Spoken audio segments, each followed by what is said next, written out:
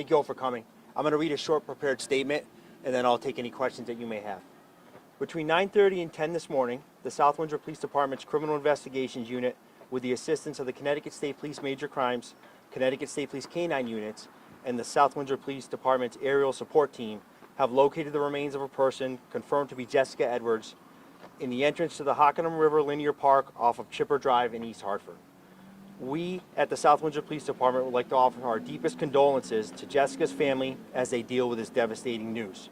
The family is asking for privacy at this time and are respectfully requesting that they are not contacted as they mourn the loss of Jessica.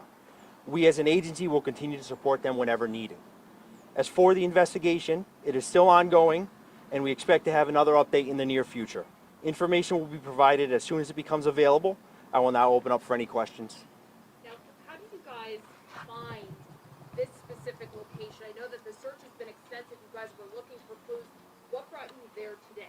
So this was the result of information obtained from some of that technological search warrants, the technological data we were looking to obtain. So this location, that data brought us to this location for the search. Like a cell phone? It was not. It was more location data related to a phone related to the investigation. So not specifically a physical item, but more location data.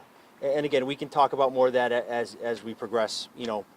To the rest of the week. Next week, I'll probably have some more information for you on those specifics. We saw police activity in Manchester. Can you give us any update on why you had officers in that area investigating? So not at this time. I hope to be able to provide you guys with an update at some point later tonight or early tomorrow regarding that activity. Can you confirm that the child taken from the home was Jessica's in Manchester? So I'm not sure about any of that. I can certainly confirm that at a later point in time.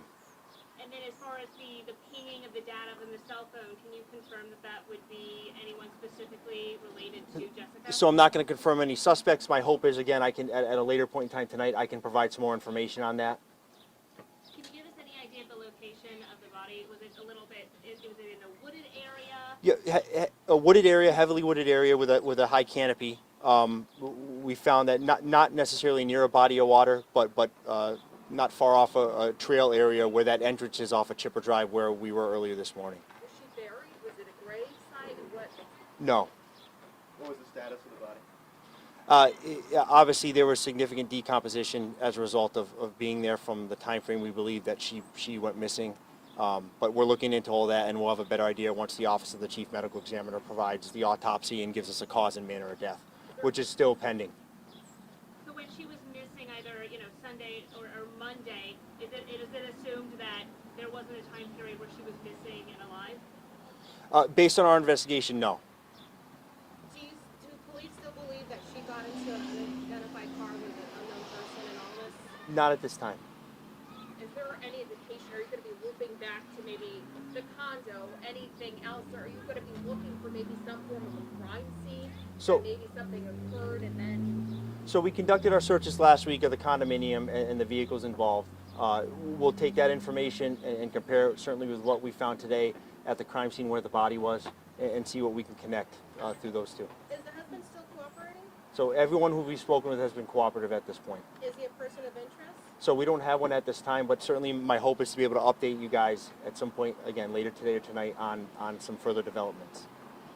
When you say not at this time on the vehicle from last Monday, you're saying you don't believe she got into that car at that time? We do not believe so, that she got into a vehicle unrelated that we won't be able to. I know a bunch of you asked about that vehicle, description of the vehicle. We don't believe that's actually what happened. And that was the husband's story. That was the story we obtained when we took that initial missing persons report. Yeah. Who reported her missing, the family or the husband? Both at separate locations. So we were contacted by the family directly that night she was reported missing, and the husband responded to East Hartford Police Department to also report her missing at the time. So there's been ongoing communication with the husband to help, Yes. I suppose, clarify what he had previously said? Yes. Yeah, and that's been consistent contact since the start of this. Usually when a body's found, we hear that the body is believed to be so-and-so, but you said this afternoon that it definitely is. Yeah, we've confirmed it, and obviously the OCME's office will conduct an autopsy and hopefully give us a cause and manner of death, which will help us as this case moves forward. But we were able to confirm it through a number of different channels that it is in fact Jessica. Can you talk to us a little bit just about the process days following her disappearance and just the efforts of the police department and the community at large? Yeah, a lot of what we had to deal with early on was trying to kind of piece everything together. We had a very much an open time frame that we were dealing with, that we had to try to put a lot together. And I think day by day we were able to get a little closer to establishing a location. It wasn't certainly wasn't an overnight aha moment. A lot of it had to do with obtaining information at a little point in time, with follow-up, with search warrants. We certainly had some big incidents that were able to get us to that point. However, I think every single day we were able to get a little closer to getting to the location where we ended up searching this morning. Do you believe that you have enough information, enough leads to give Jessica's family justice? Myself and Deputy Chief Ekblom spoke with the family this morning. We had a conversation for about an hour and a half, almost 2 hours with them. We hope that that's where this case will end up. I would say the conversation was positive. We feel for them, and there's no other way to put that. They are grieving right now, and they miss their daughter, their sister, greatly. So it is our obligation as an agency to make sure that we're doing everything we can to find as much closure as possible for them, and we believe we are headed in the right direction with that. If arrests are made, would they be brought here? Any arrests that would be made would be brought here. Yes, that is correct. Any indication that there's a risk to the greater public? No, not at this time. Would you say that this is a targeted attack? I would say that the information we have right now, and again, it really depends on the OCME's, the autopsy to give us some more information, but we believe we have a good grasp on what happened.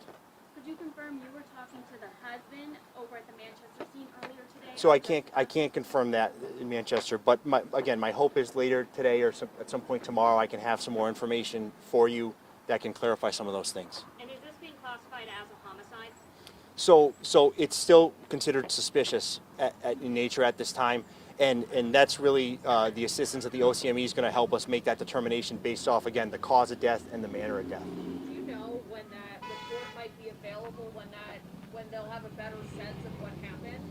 Yeah, so I mean, the hope is if we get closer to making an arrest, if we get there, that would be available in an arrest warrant affidavit that we would provide to you after that arrest is made. And again, you guys are all in contact with me on a regular basis. If that does become available, I will certainly get that to you in the form that we can. Can you talk about the collaboration of multiple agencies?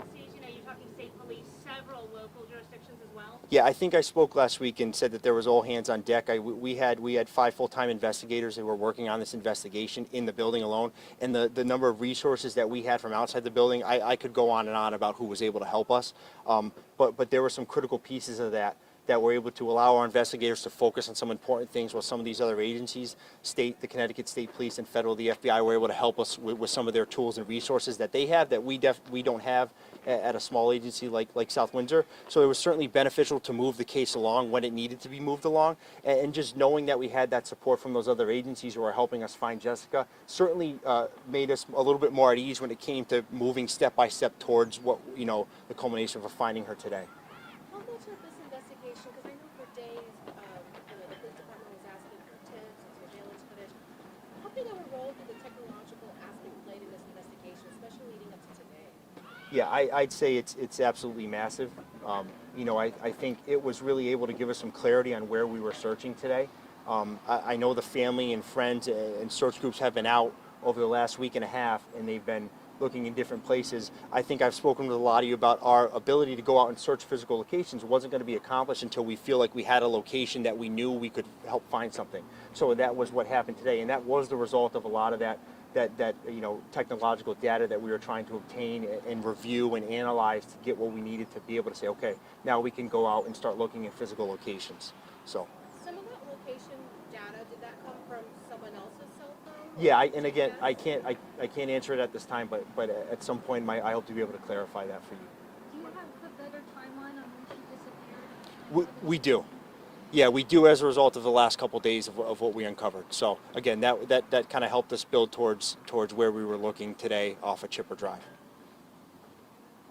What's the timeline? So again, I talked a lot last week about when she was reported missing by the family on Mother's Day night versus the information from the husband. and it was really open for us for the first portion of this investigation. And the primary concern of our investigators was trying to narrow that down to where they could try to get a better idea of what happened. And I think as a result of some of the data we obtained over the last couple of days, we were certainly able to do that. And that exact timeline will certainly be available to you after after we get a little closer to finishing up with the case. Can you talk about surveillance video a little bit today?